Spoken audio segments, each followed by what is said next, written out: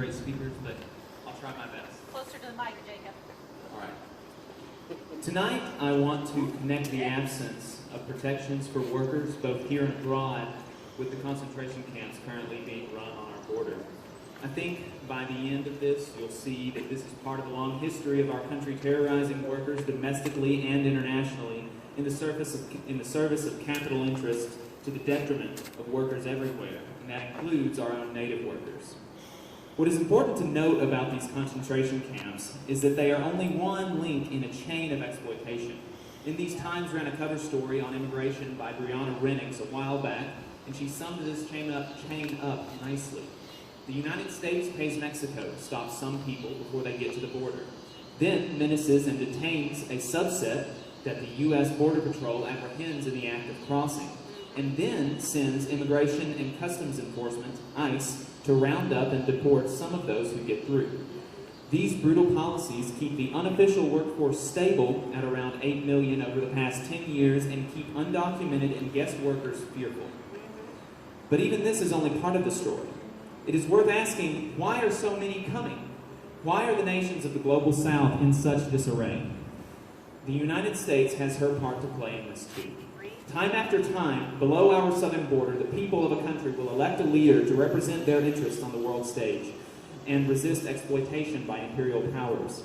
As you can imagine, this does not sit well with the imperial powers, and so the United States has aided myriad military coups in some way or another to overthrow democratically elected leaders and install right-wing fascistic yes-men for capital.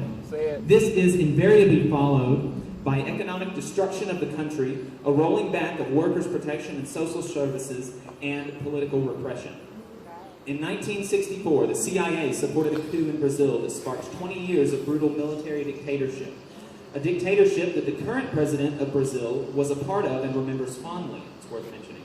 In 1970, the U.S. supported the takeover of Chile by a military dictator Pinochet, a ruler infamous for his brutality and whose name has recently been invoked positively by right-wing radio personalities.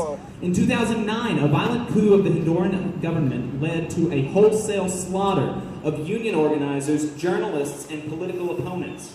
The United States were not supporting the union organizers.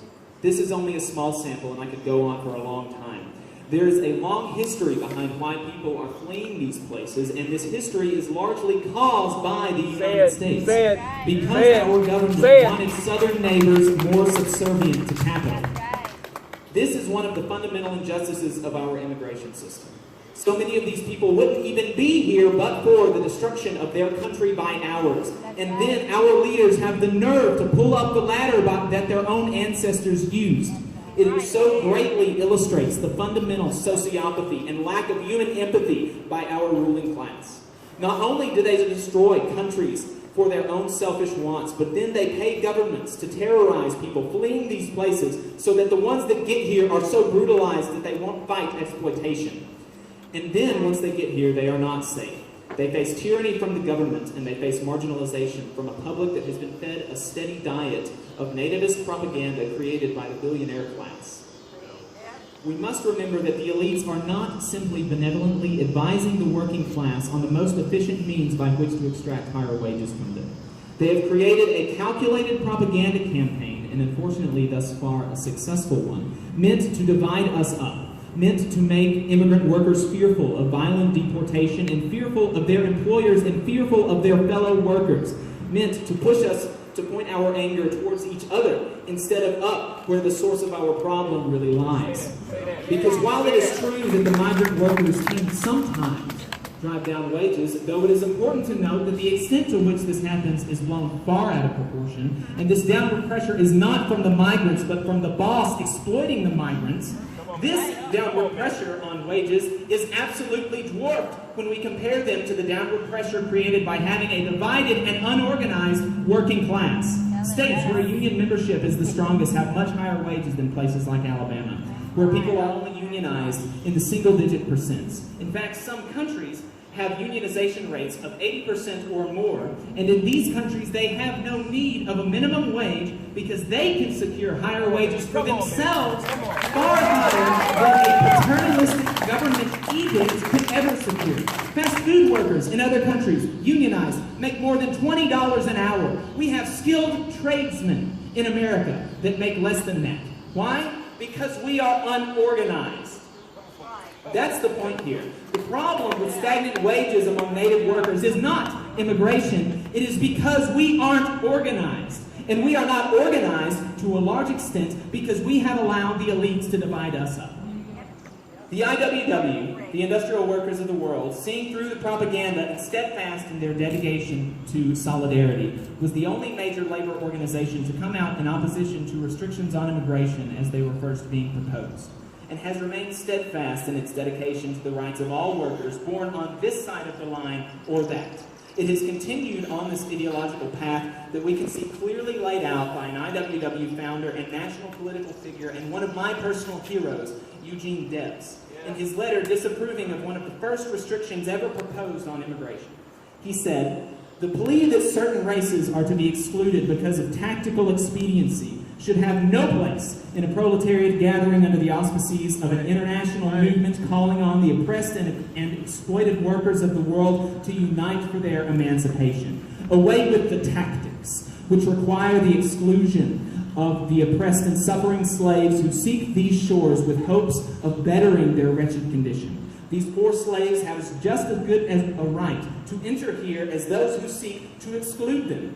Upon this vital principle, I would take my stand against the world and no specious argument of subtle and sophistical defenders of civic federation unionism who do not hesitate to sacrifice principle for numbers and jeopardize ultimate success for immediate gain, could move me to turn my back upon the brutalized and despairing victims of the old world who are lured to these shores by some faint glimmer of hope, that here their crushing burdens may be lightened and some start of promise rise in their darkened sky."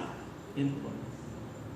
We must not allow the moneyed elites to continue dividing the working class. Rather, we must begin the work of uniting ourselves in solidarity with each other and in opposition to the tricks of the elite and the limitations on migratory rights. The amount of wealth that has been redistributed upwards because of the criminalization of migration and the division of the working class is likely incalculable. You have far more in common with the Honduran, the Guatemalan, the Mexican, and the Syrian immigrants, asylum seekers, and refugees than you will ever have with the Koch brothers or Betsy the know that they want to divide us up so that they can better exploit all of us. Know that this has been the trick of the elites forever because they have always known that a divided working class is one that cannot resist their exploitation. If we affirm not only the political and workplace rights of migrants, but their basic right to live here in the United States, in fact, we cannot effectively do one without the other. Their lives will obviously be made better, but it will be good for the whole body of the working class. Without fear of violent deportation and concentration camps, without fear of retribution for their existence, we can embolden our immigrant brothers and sisters to rise up against their workplace exploitation and assert their rights to the full fruits of their labor, to assert their rights as men and women to dignity and respect. We can link arms with the entirety of the working class and say together in one voice that we know our worth and none of us are getting it.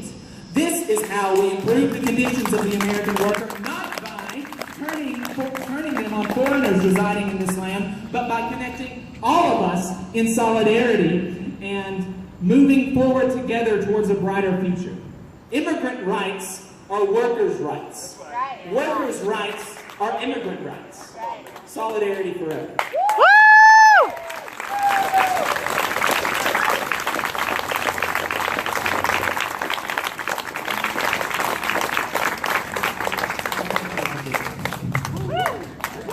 Good job, Jacob.